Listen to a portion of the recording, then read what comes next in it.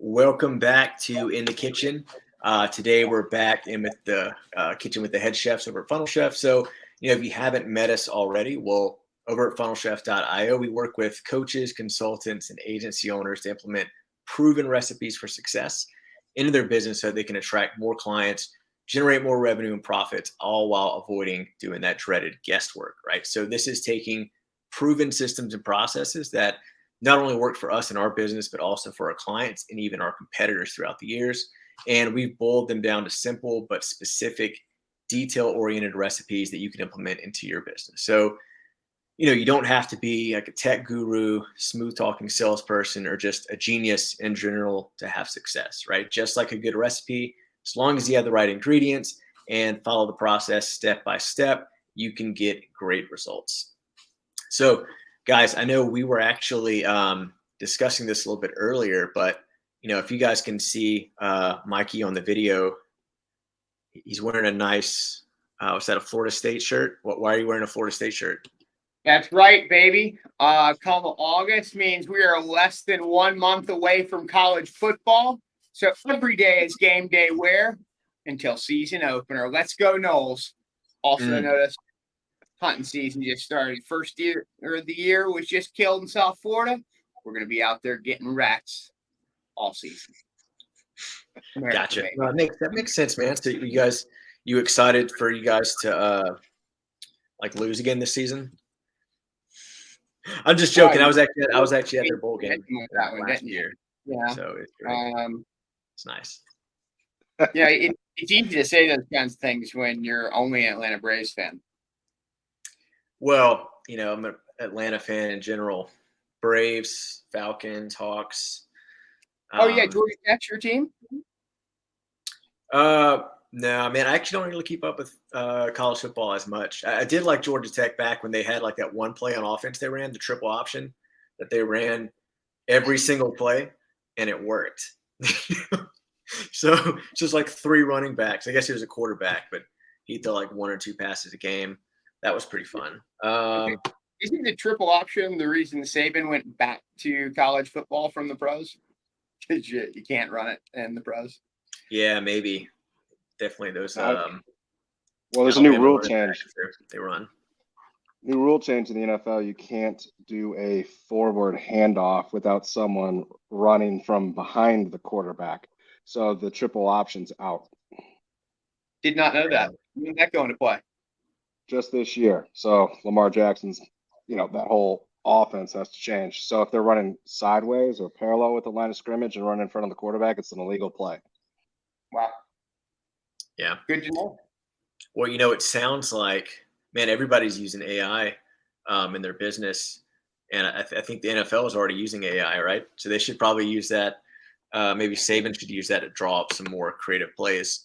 If he wants to come out to the NFL, I don't know if that's what Eric Bieniemy, if he was using that in Kansas City, or maybe Mahomes does to, look at how he wants to pass it. I don't know. But, speaking about AI, right? So, I mean, I've seen like a ton of different AI tools. I mean, man, even just over the past year, right? A ton of new tools, software that's aimed at making people's jobs easier. I think some people have been worried about, whether AI is going to completely replace like everything, right? Is it going to just make sales obsolete or salespeople obsolete? Is it going to remove like need for copywriting, anything like that? And I think it's definitely, I think some people's fear, but it's also, you look at anything, right? It's a tool, right? So if you don't know how to use it, you're not going to get a benefit from it. But the whole point of it is to make your job easier. And so, at least for like a solopreneur, and definitely a lot of people that we speak with, even if they're not as familiar, like with the different types of AI tools they can use, you can definitely see a need for it in their business. So, I mean, I know like Scott, I know you definitely work with a lot of our clients on like the tech side, and we've got some AI integrated like tools in with, our software that they use. I mean, do you want to touch on that and just kind of go through like some different types of AI that we have there, but also different applications, and maybe not even with us, right? But just other types of software that we use. Because I know we've used like Opus, something like that in the past for video editing for shorts for social media, which, I mean, in the past would take up like so much time just for video editing. And now it's like, you know, just a few minutes inside of Opus knocks it out. Yeah, I would say like some of the biggest uses of AI, especially if you're like on a small team, solopreneur, is being able to, like what you just mentioned with like Opus Pro, is being able to eliminate the need to spend countless hours on something you're not, let's say, great at, like video editing or creating shorts for YouTube or TikTok or Facebook. Um, so being able to like repurpose your content is definitely one area that AI makes a huge help. Like Opus Pro, being able to just dump in a video and then all of a sudden it spits out like 10 different shorts that you can use. So you have repurposed content, you have something you can post for branding. That makes our lives a lot easier. And especially anybody that's not tech savvy in the modern world, um, you can definitely do a lot of repurposing of any type of content you have. And I think that's one that makes a big difference because a lot of people know they should be on social media platforms or out there in the world putting content for branding, for infographics, for whatever it is, just to make sure people know who they are. But they don't really want to get into like Adobe Pro or um, some type of video editor and have to sit there for countless hours splicing and dicing some content and then not looking as professional as Alex Hormozy or something. I always find that that's one that's a huge one, is just being able to repurpose what you already got, and it saves you a ton of time. But I would say some of the other biggest factors is like not only being able to like repurpose your content, but like really helping you through your sales and marketing processes, especially going from like marketing to sales pipelines, like we've talked about in the past, is I mean, all the rage a few years ago is chatbots, where you put a chatbot into place, and then all of a sudden you're going to have 1,000 leads flooding your inbox because you have a chatbot. Well, a lot of people didn't realize that you had to program that chatbot, give it all of its direct responses, and create basically a spider web or a network that looked larger than an MLM scheme that handled all of your conversation pieces based on all the different reactions, because you could outsmart a chatbot pretty easily.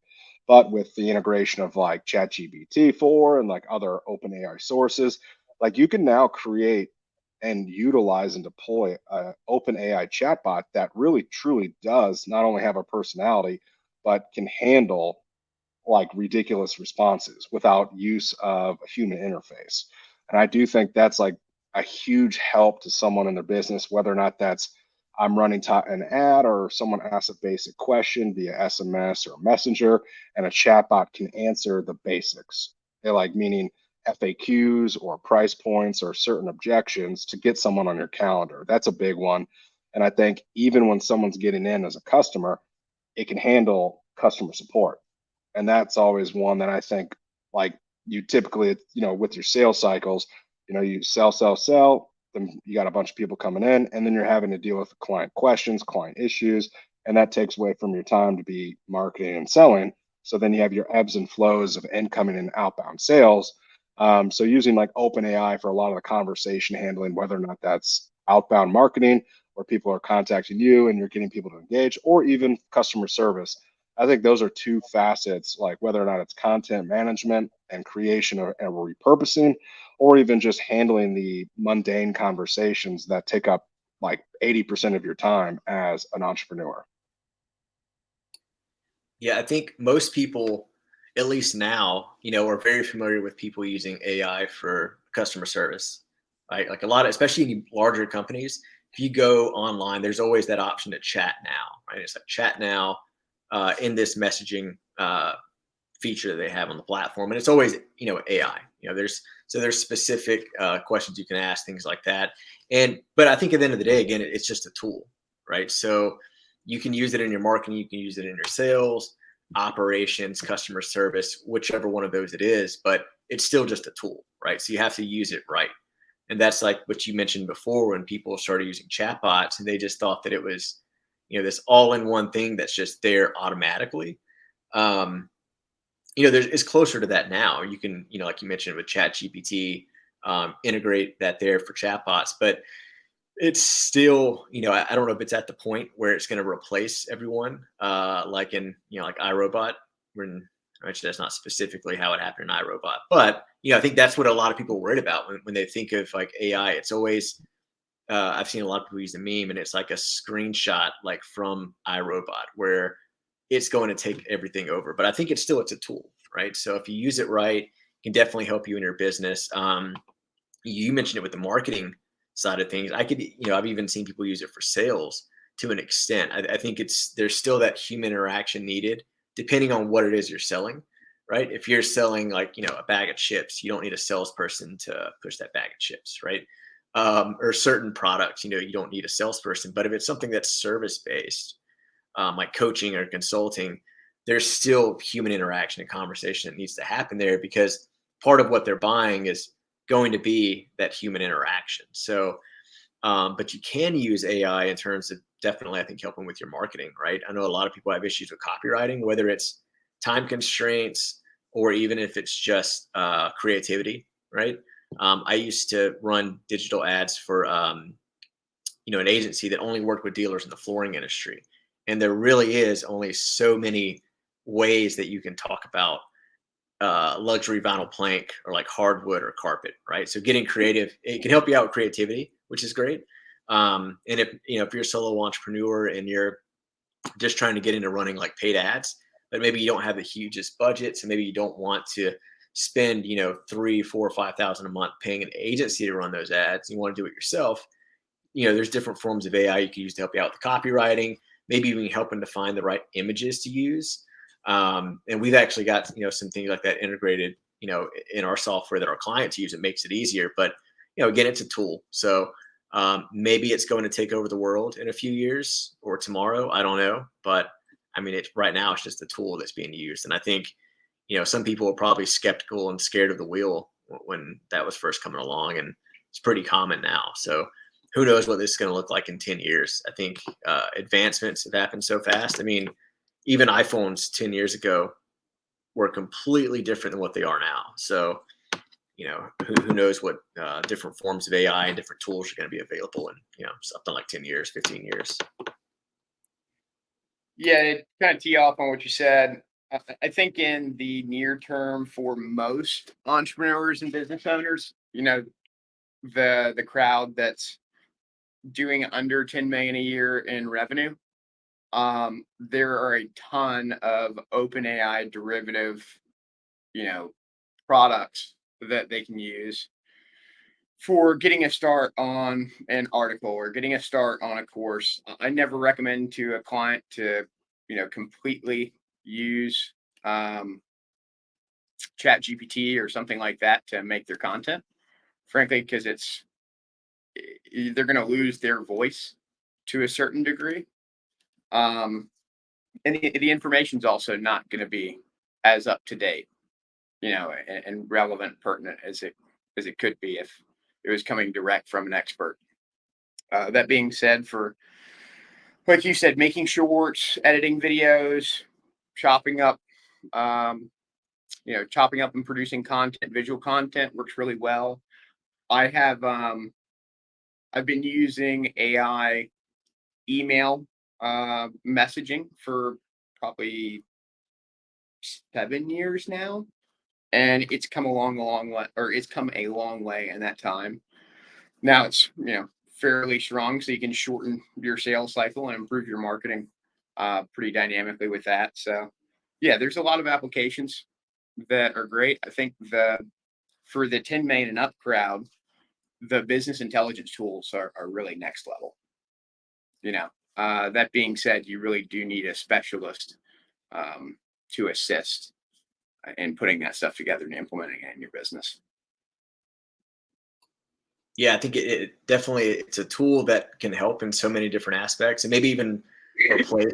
I don't want to say replace like people, but in some aspects it does, right? In a way, at least. And again, like you mentioned, you still need specialists. That still exists, but for someone who maybe your budget's limited, you can't really just go out and hire someone to do all of your copywriting for you, right? Or write all of your emails for you. Maybe that's where AI comes in, right? And especially now, I mean, something we were discussing this, I think maybe a week ago, with in a different setting with someone else, but looking at how different, especially over the past couple of years, and especially, during 2020, it was really big, but how different economic, I don't want to call them, situations, right? How that affects your business and how that it really affects your sales and marketing, and I think especially for like a solo entrepreneur, if you're trying to find a way to be cost effective and still get things done, it may take up more time in your day versus just outsourcing it to a person. But taking advantage of these like AI tools like that, it's really gonna help open some things up for you, especially if you're trying to be really conscious with your budget in terms of what you're putting into the business, in the face of possible uncertainty. I don't know, Mikey, what do you think? I mean, let's just look at like marketing, for example. I mean, if you're a business owner and you're worried about, what things may look like in a year, I mean, what would you suggest to someone when it comes to their marketing, whether it's, marketing like specific platforms, whether it's like paid, advertising on Facebook, Instagram, or whether it's just emails, text, like what would you suggest to someone, maybe there's a couple of different things you would suggest, like in terms of someone who's worried about the future, but knows that they need to keep working on their marketing.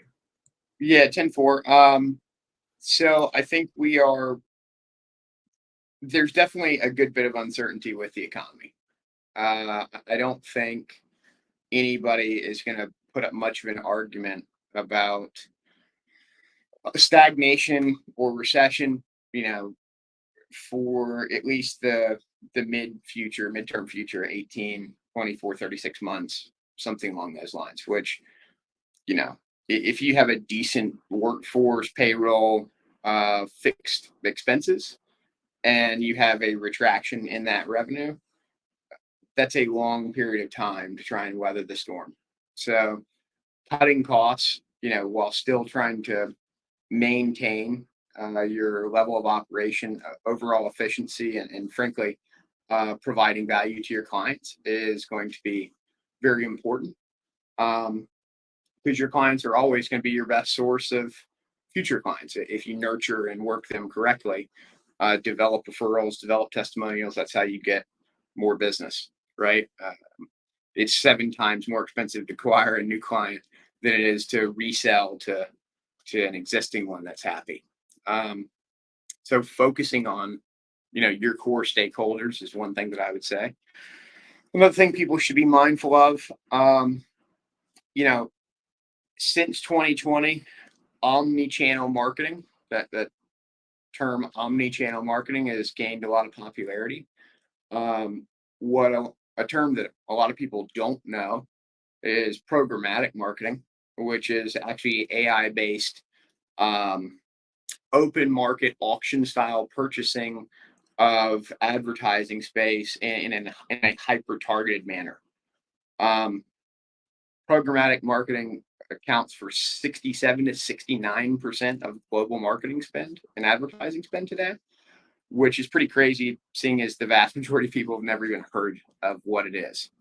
The takeaway from this: the more you can specifically target your client avatar, the actual person that you want to work with, the person that's going to get the most value out of your product or service, the better chance you're going to have of retaining and maintaining a decent ROI on your marketing budget, or ROAS on your ad budget. I think that not taking a shotgun approach, but you still do need to be getting in front of your clients and across a few channels, but you really need to pick what the best channels are. Pick your top 3 and focus on those, unless you have a programmatic agency that's doing it for you.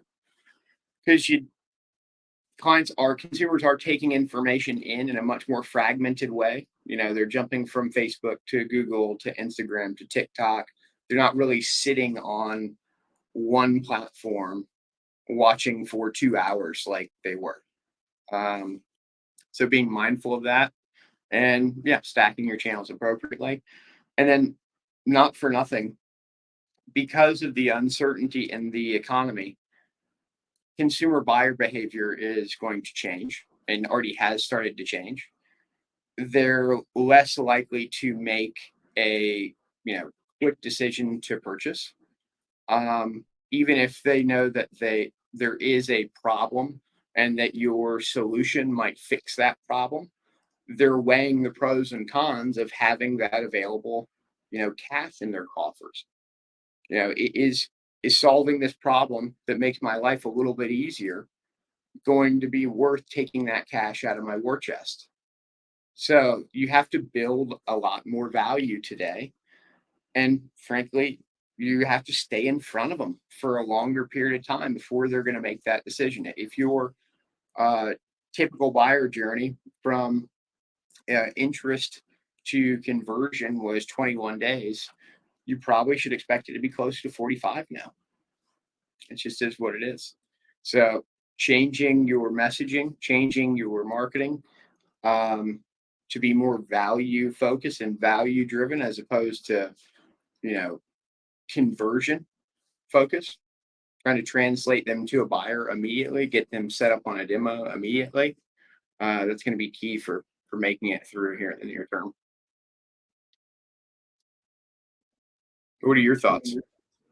Yeah, I mean, I think, maybe even looking at sales now, and we've seen this, in different situations, different scenarios in the past. But, if you're only selling an offer that's 20, 30K, even like 10 to 15, right? Um, if people are going to be more, like holding on to their cash, maybe not wanting to, spend as much, or maybe it's just harder to get someone to convert, you need to find a way that you can still help people solve those problems. But maybe is there a lower ticket item that you can have that you can definitely move in volume that still doesn't take up as much time, right? Obviously, you don't want to give away, the whole car for $2,000 or $3,000 if it's a package that you're typically selling for 10 to 15. But in terms of, I think a simple way to put it is that you just need to maintain cash flow.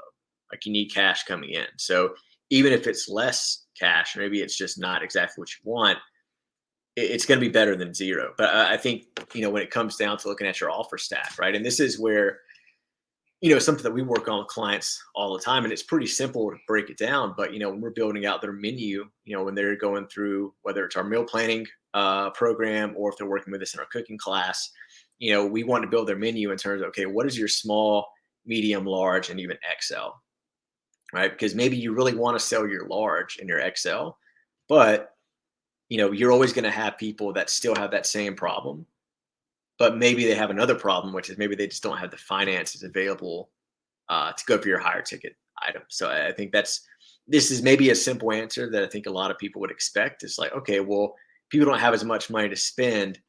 Let's just, have something that's a little bit lower price that they can opt in on. But it's also that process of, right, like you mentioned, if it takes a certain number of days to really interact with a client, get them indoctrinated, or at least to where they feel, confident enough to become a client with you, there's also an indoctrination process that you can do, which is maybe even paid. And I've seen a ton of people do it where it's, maybe they give out a course that they mark down. They say it's marked down to like $9 or even 97 cents. It gets someone to opt in. Then it starts that process. So they're getting access to information, getting to know you, and then your team's also reaching out to them and see, hey, what else? Did you get the video? What else can I help you out with? Hey, well, you should actually also get these other courses that we have. It goes even further in depth. Or maybe you want them to join in a coaching program, whether it's group coaching. But I think you can take someone, in the sales process, you can take a buyer along a journey. Like there's nothing wrong with having an initial low ticket offer that's going to give someone great bang for their buck. And it's not as much maybe coming in as you'd want for a higher ticket sale, but you can go ahead and get someone in that process and then essentially upsell them, throughout the process, which is something super similar to what we do. But, again, like we do it, it's because, like our meal planning course and program, like that's what's going to get most people the best bang for their buck, especially if they're a newer entrepreneur. They really can't afford to, hire us to work with them in-house for like 25, 35K. They can still just get our meal planning program, still get access to work with us, and also get access to courses that we built out specifically to help them out in terms of whether it's dialing in their marketing, their sales, their branding, their business plan, like whatever it is. We want to make sure we can help as many people as possible.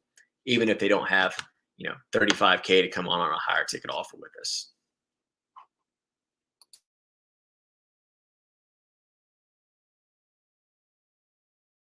To go too far into it, putting your money into revenue generating opportunities is going to be really key for making it through any type of recessionary cycle. So just paying, fixed costs, increasing your overall rent, increasing your mortgage, that's not going to generate more business, right? Improving your sales process, improving your marketing funnel, your advertising, spending more advertising dollars in a more efficient manner. That's going to help you make it through. So, in today's world with AI, kind of bridging the last topic with this one, there's a lot of ways to get lean and mean and have the same productivity level, the same level of impact, the same level of reach, and the same level of revenue generation without that level of personnel. When we went in 2021, 2020, we went from 200 plus employees and contractors to 13 and did the same amount of business on when it came to the bottom line. So rethinking your processes and quickly, I think, is key for many. Yeah, I think constant evolutions, that's always important, right? Like you don't want to be a stick in the mud in terms of your processes, whether it's your marketing, your sales, like whatever it is, however you're trying to provide value, to your audience, trying to help them. There's nothing wrong with realizing that, maybe you need to adapt, you need to take different approaches. And most people in general, they would like agree with that anyway, in terms of, adapting in a positive manner, right? Like maybe 2 years ago, you're doing this and you found out, hey, this is a better thing to do. It's going to help me. So I should make changes.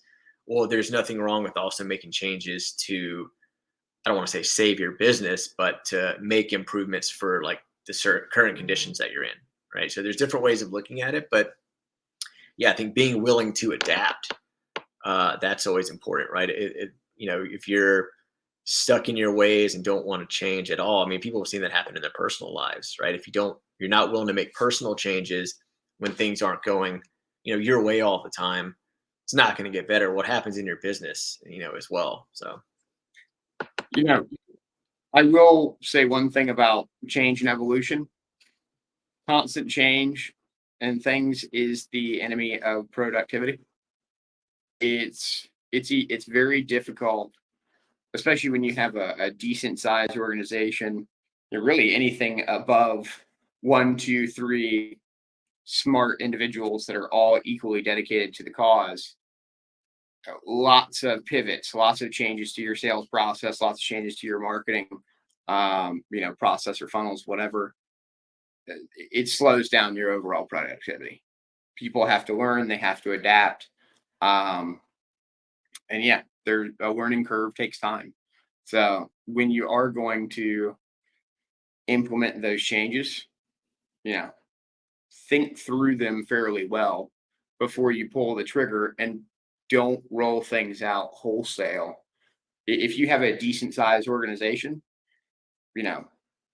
have one small group prove concept before you roll it out to the rest, or retract, scale back, and then you can be lean and mean and nimble. That's the best part about being a small company, is your ability to pivot quickly. Yeah, I would second that. If you're a very large organization or you're starting to get past like the 5 employee mark, you definitely want to be doing your A/B splits, testing, anything of that nature. So you're not going like wholesale changes, because the hardest thing you can do with employees, if they're on staff, is making a change. Because if someone's been doing something for 6 months, 2 years, 5 years, and all of a sudden you go to Chris and say, hey, now we're going to do everything this way.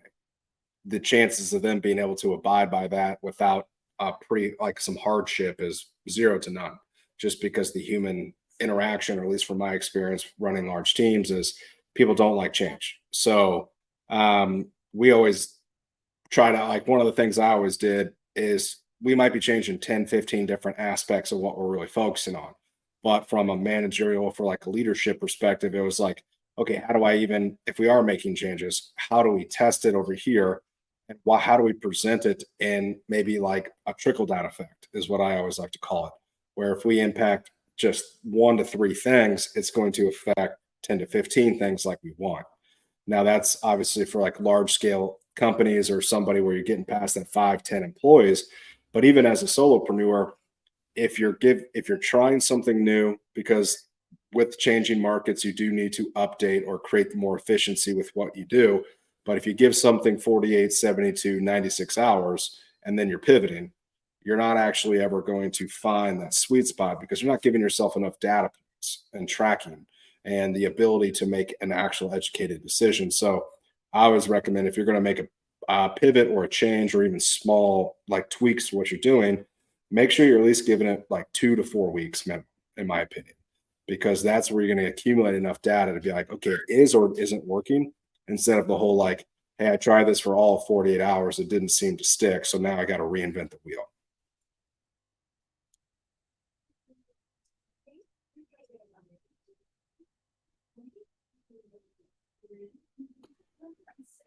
You're on mute, buddy. Apologies. I would say, depending on what it is, you need to give more than 2 to 4 weeks. A sales process, for example, in most cases, you're not really going to be able to see the impact of a change and for at least 90 days. And that is if you have a really good idea of what your lead waterfall looks like, to capture 100% of the people that you can convert from the leads you generate. How long does that take? And what's your average? If you have those 2 bits of information, then you can usually figure it out in 60 to 90 days. But you're definitely not going to see the full impact in 30. Yeah, Chris, how many clients have we had to educate on that front over the years? Yeah, I mean, I think everyone, not even just in business, but again, thinking about this from a personal aspect, everyone wants quick results. And, I don't want to say unfortunately, because it's not unfortunate, but that's just not the way most things in life work, especially not in your business. So, yeah, someone, especially like we've seen it a ton with, clients we've worked with, just primarily coaching, that are really trying to get into like media buying, right? They want to start running paid ads and start having traffic, to come in. Is that they're looking for a super quick, I don't want to call it a way out, but they're almost, if you spend $2,000 or $3,000, on some campaigns and you don't get immediate results, you just kind of think that's how it's going to be, right? But you're not sometimes looking at, okay, well, you've got to A/B test your campaigns that you're running. You need to see what's really going to work, what copy is going to work, what's the best funnel you're passing through, and you just need to be able to track all of that, right? And you don't have data, you can't track and see like what the issue is. But especially for your sales process as well. I mean, if your standard sales process to have someone convert, maybe to the whole client acquisition process. So from when they first opt in or view any of your marketing assets to when they actually pay and become a client, if that typically takes you 45 to 60 days total, 30 days is not long enough to see if that's going to work. I would even say 60 is really not long enough, because if you're making a change, whether it's your sales team, if they're doing a different process, sometimes you got to look at, there's a bit of a learning curve on that end as well. So there's a ton of different variables, like factors to look at when you're making changes in your business. And, I think throwing up the white flag, giving up too soon without even really having data to back up your claims or your decision, that's something that happens a lot. But, I think it can be avoided with, setting realistic expectations and strategic planning, right? It all comes to, strategy. You don't just need to make changes like you mentioned, where you're just changing a ton of different things, trying to see what's going to work. You want to be really strategic about it. If you're going to make changes to your business, you need to have like a strategic plan and outline of what that's going to look like. So maybe not just the win in terms of how long you think it should come into place, but why are you doing it? What are you really changing? And then why? Like in terms of um, like why do you want to change it in terms like what goal are you attempting to reach? If that makes sense. But I think all of this really comes into you know um, like trying to recession proof your business, right? Most people when they're making changes, especially if it's with their sales or marketing, is that they're looking to increase their revenue coming in. And I think that that's usually most people's goal. Maybe it's changes on the back end with operations, customer service, but I mean, what would you say, Mike? I know we've discussed a couple of different things in terms of using like AI tools, um, among some others. But what would you say? Just some ideas, some strategies. Maybe it's just an idea, but something to plant in someone's head if they're thinking about this in terms of they're trying to like recession proof like their business. So, as far as recession proofing your business, having a couple having a couple of different marketing sources, a one of which is affiliate and referral sources. Um, if the more referral sources that you can develop, the more people that rely on that are independent but rely on you for a decent portion of their income, the more likely it is that when times get tough, they're going to grind and push it your direction, right? Not everybody has to work inside your walls to be on the same team and to have the same goal and purpose. Um, so yeah, having a few different channels and sources for lead flow is one. Two, um, making sure that you're lean and mean. Are you spending money frivolously that you can't directly associate with a return on investment? If you can't, clearly draw the line between the money going out and the money that it generates coming in, that's probably an unnecessary expense or a frivolous expense that you should cut and invest somewhere else or, you know, keep in the war chest. Another one I would suggest, you know, getting your credit in the right place, your business credit into the right place, and making sure to maintain those ahead of time. Right now, I saw a study here recently that consumer credit card debt is at an all-time high. The average Americans carry more than they ever have before. That's not a good look. You should be you should be keeping your balances low, and before everybody starts tightening up on underwriting, trying to get as much credit as humanly possible. So if something does happen, you can weather the storm. Um, the next thing that I would recommend, aside from having multiple sources of lead generation and having a lean and mean operation and really auditing your expenses, knowing your expenses, and building and maintaining, your sources of credit to help you weather those times, is to have a couple different offers, kind of like you were saying, that you can present to somebody. Complementary solutions.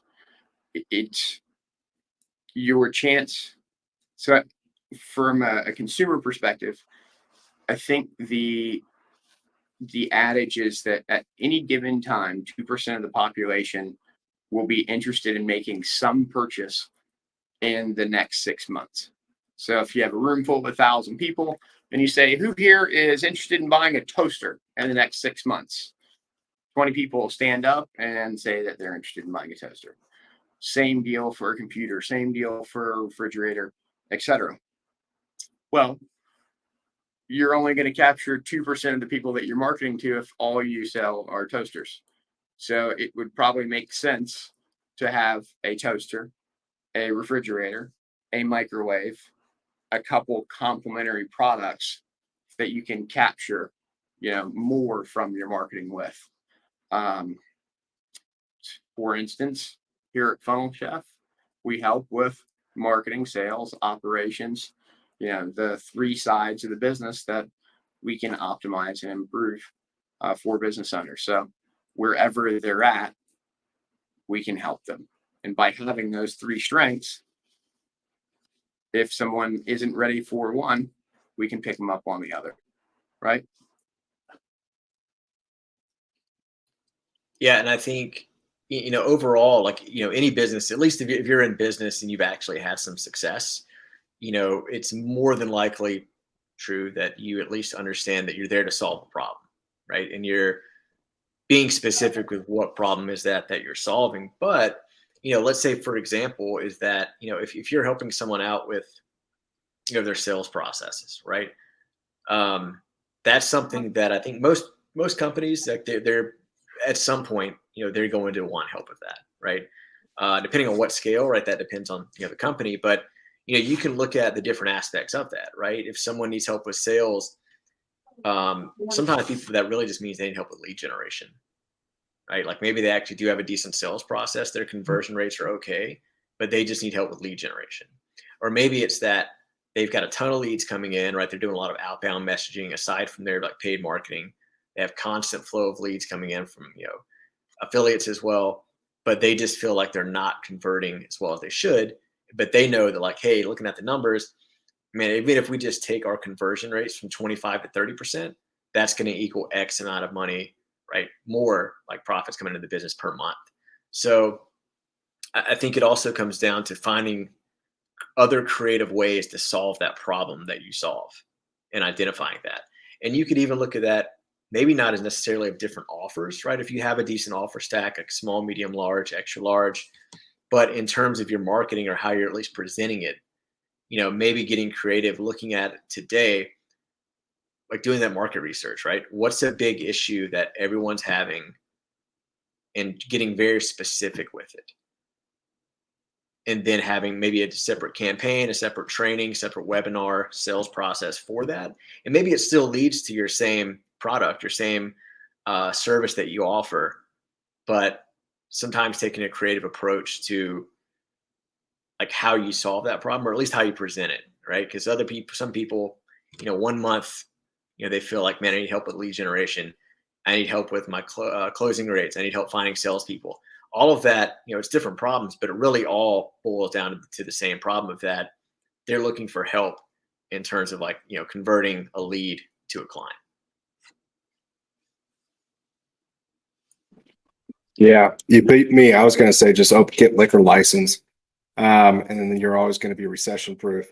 But of course we can all do that. That and gunpowder and water. You'll never be hungry. And tobacco. And tobacco. That's what my dad always told me. But yeah, I would say it's just being able to, like, as time goes on, you might have the same offer package with some updates internally from 5 years ago, 3 years ago. But again, it's also like the messaging of the day, right? What's the topics of conversation that are relevant to your market? That typically shifts, or the pain points typically shift. And as we all know, clientele, like what you mentioned, they might think I got a sales problem, when in reality it's a marketing problem, or vice versa, or something else that could just be a communication between the marketing and sales team. So being able to just change your messaging when necessary to meet the market where they're at could be all that you need to do. It might not be your product at all. It's purely making sure that if you are handling your marketing or your sales, like that your value proposition is the flavor of the day, or at least a version of it. So someone could say, yes, that's exactly what I need. And in regards to that, it could be the same product that you've been serving up for 3 years to help people. So, if you served a cheeseburger 15 years ago, you're probably still serving the same cheeseburger. You might just package it as a McRib, or obviously that's a little different, but you just have a campaign that talks about the savoriness of our burger, and how it's going to be a better filler than if you go to Five Guys or something. So just be able to package, market, and sell it in a more concise way. teeing off on, and I think this will probably be the last note of the day. I think I'm getting a little, symbol of we're running out of time here today, but kind of teeing off on your note, Scott, of, differentiating your product, your service from what's out there in the market and everybody else. That in part comes to educating your target market. When your prospects are coming into your funnel before they're getting onto a sales call, are you educating them in some way, shape, or form so that they fully understand, the problem that they're facing? They're identifying the symptoms of that problem, not just the obvious ones, but the underlying symptoms, and they appreciate that the solution is going to have a net impact on, the business. If you're not doing that effectively using video sales letters, retargeting, shorts, whatever, then you're frankly leaving a lot of money on the table because you're not capturing those people that are in the top of the marketing funnel that are symptoms aware and interested in looking to engage with someone, but you're not there to engage with them. So yeah, differentiating, educating, highly important. And it doesn't hurt to have a dog in a photo once in a while, especially a cute one.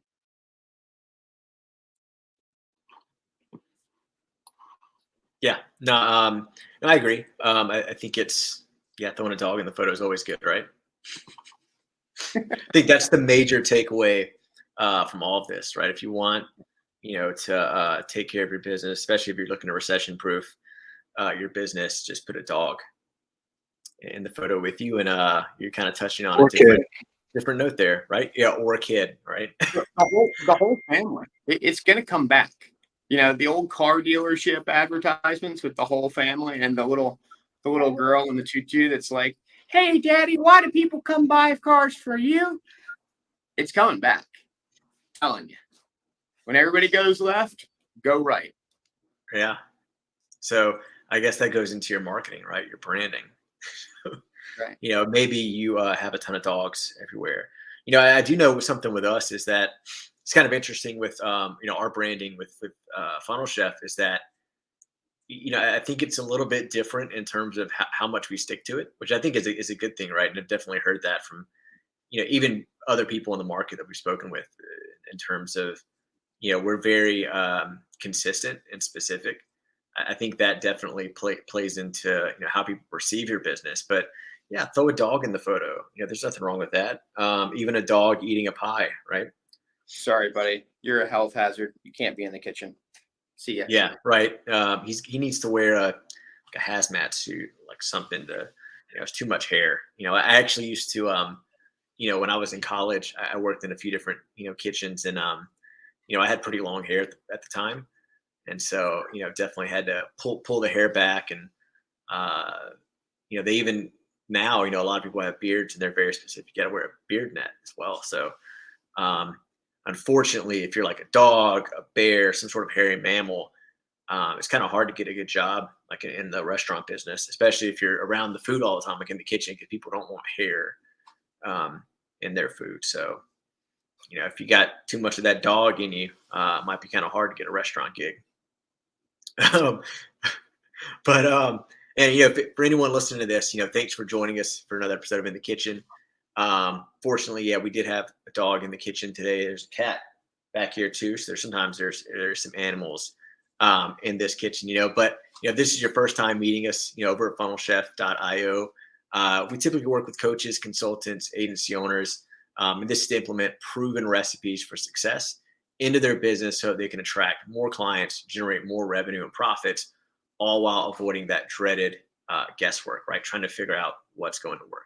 So again, this is taking proven systems and processes, and this has not only worked for us, but it's worked for our clients and even our competitors throughout the years. We do secret shop a ton, and so this is essentially we've boiled these down, all of these systems and processes. They're down to simple but specific, detail-oriented recipes that you can implement into your business. So You don't have to be a tech guru, smooth talking salesperson, a genius, right? You don't necessarily have to have too much of that dog in you to have success. But just like a good recipe, right? As long as you have the right ingredients and you do follow the step-by-step process, you can get great results as well. So if you'd like to learn out more about, who we are, what we do, why we do it, how we do it, and find out, if what we do even makes sense for you, you can check us out online. It's funnelchef.io, or on any social media channel.